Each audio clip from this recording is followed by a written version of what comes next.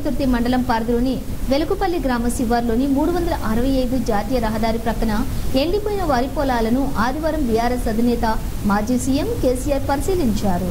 ఈ మేరకు గులాబీ దళపతి బీఆర్ఎస్ పార్టీ శ్రేణులు ఆయనకు ఘన స్వాగతం పలికారు.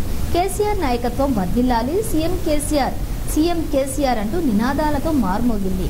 నేరుగా దయ్యాల వెంకటనారాయణ రైతుకు చెందినటువంటి వరి పొలాలను పరిశీలించి రైతులు వివరాలను అడిగి తెలుసుకున్నారు. ఇక వారి బాధలు తెలుసుకుని వారి బాధలను విని మనోధైర్యం కల్పించారు సీఎం కేసీఆర్. ఈ సందర్భంగా రైతులు లక్షల రూపాయలు వెచ్చించి పెట్టుబడి పెట్టామని, ప్రభుత్వం నీళ్లిస్తామని చెప్పి మాయమాటలతో మమ్మల్ని మోసం చేసిందంటూ తమ బాధను వెళ్లబుచ్చారు. వారి వెంట మాజీ మంత్రి Suryapet MLA Jagadish Reddy, Jangaon MLA Palla Rajeshwar Reddy, MP Padugula Lingaiah Yadav, మాజీ మంత్రి వి శ్రీనివాస్ గౌడ్, మాజీ ఎమ్మెల్యేలు Gadari Kishore Kumar, Kancharla Bhupal Reddy, ZP chairperson Gujja Deepika, Yugandhar Rao, DCCB chairman Gongidi Mahender Reddy, మాజీ MP Santosh Kumar, Mede Rajiv Sagar, BRS party మండల అధ్యక్షులు తాటికొండ సీతయ్య, డీసీసీబీ డైరెక్టర్ గుడిపాటి సైదులు, రజాక్ నాయకులు పాల్గొన్నారు.